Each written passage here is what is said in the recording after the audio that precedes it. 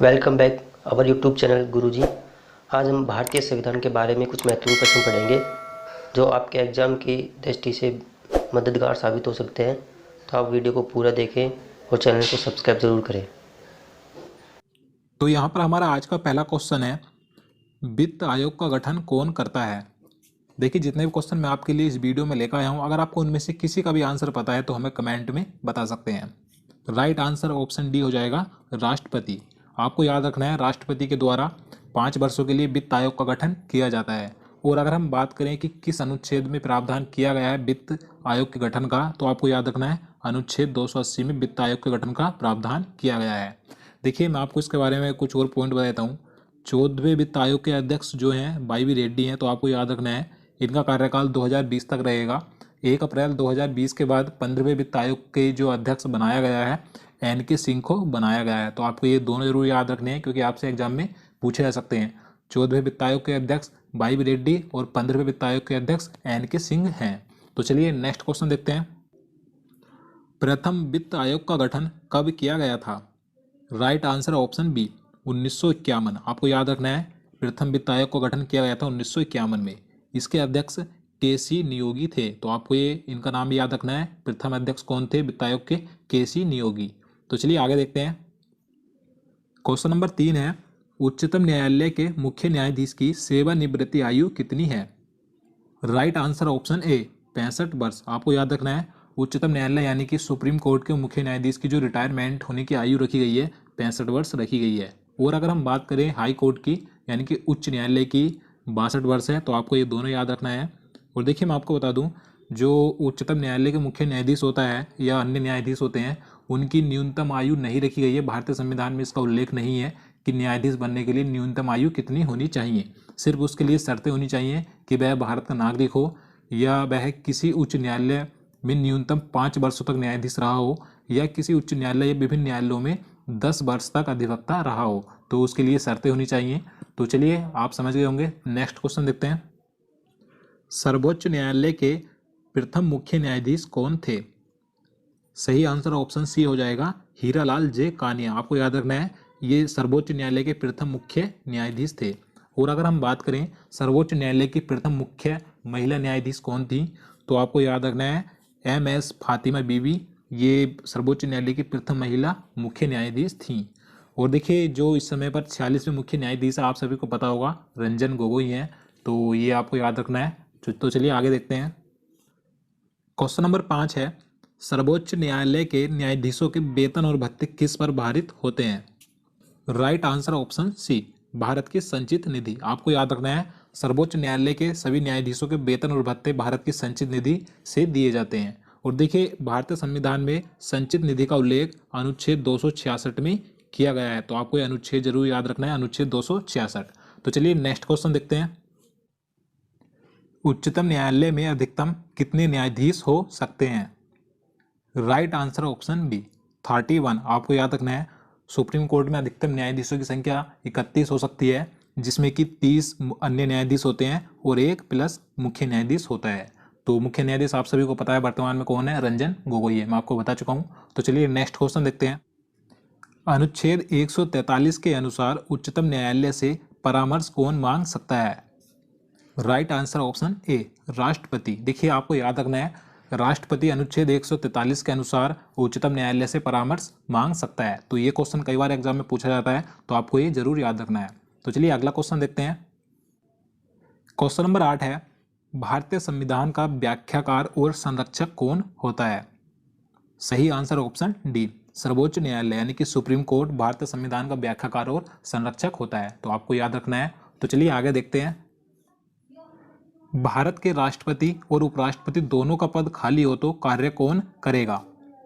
सही answer option सी, सर्वोच्च न्यायालय का मुख्य न्यायाधीश। देखिए, आप सभी को पता भी होगा, अगर किसी वजह से भारत का राष्ट्रपति नहीं है तो उसका जो पद संभालता है, जो कार्य करता है, कार्यभार संभालता है, उपराष्ट्रपति संभालता है।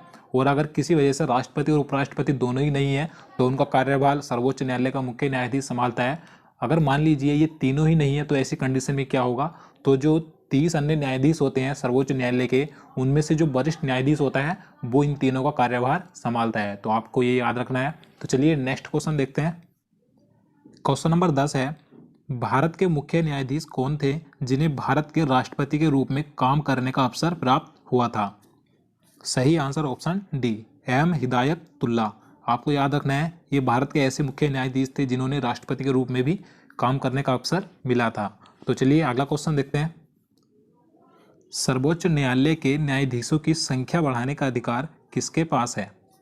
सही आंसर ऑप्शन ए, संसद। आपको ध्यान रखना है, जो सुप्रीम कोर्ट होता है इसमें जो अधिकतम न्यायाधीशों की संख्या हो सकती है, मैंने आपको बता चुका हूँ 31 हो सकती है अधिकतम न्यायाधीशों की संख्या, तो इनमें वृद्धि करने का अधिकार सिर्फ संसद को दिया गया है। तो चलिए आगे देखते हैं। सर्वोच्च न्यायालय के मुख्य न्यायाधीश के पद पर सर्वाधिक अवधि तक कौन रहा?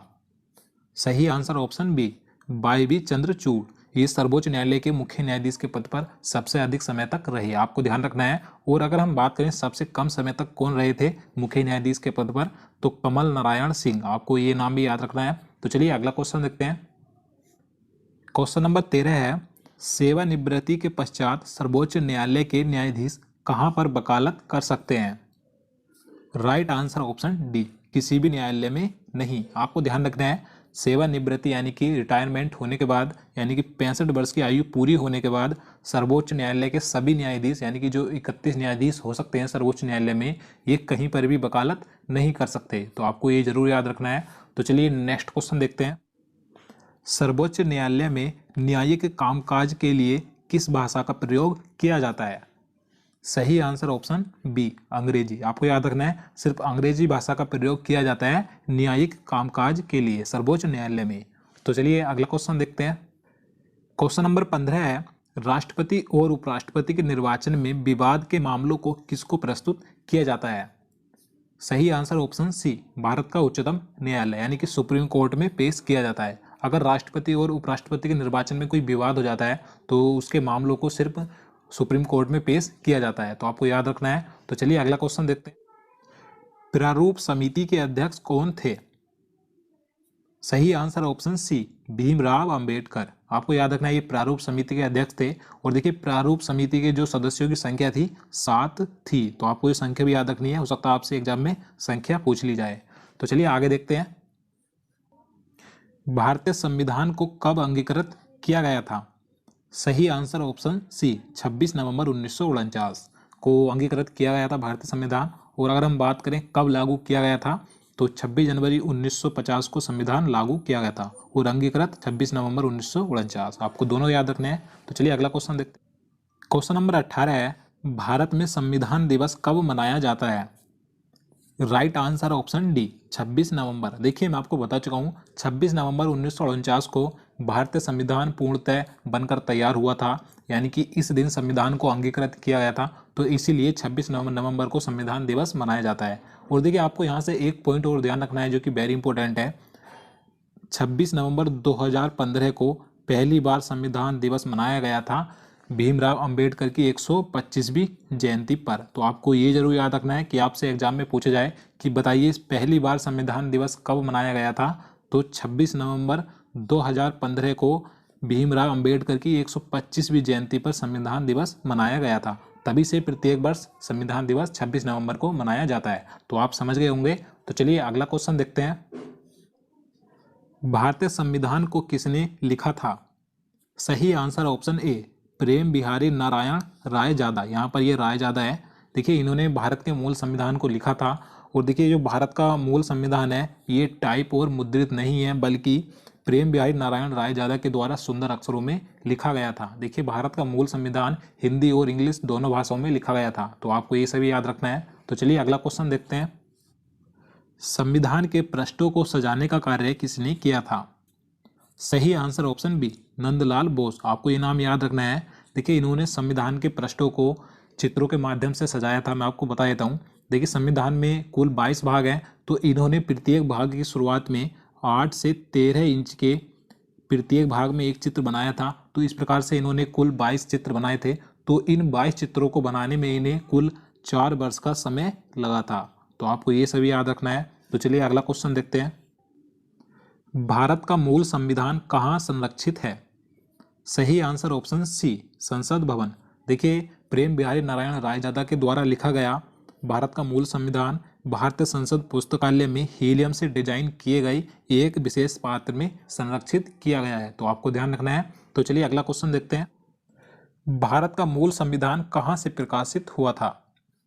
सही answer option D, Dehradun. Dehradun से प्रकाशित हुआ था भारत का मूल संविधान। तो आपको ध्यान रखना है। तो दोस्तों आज के लिए इतना ही।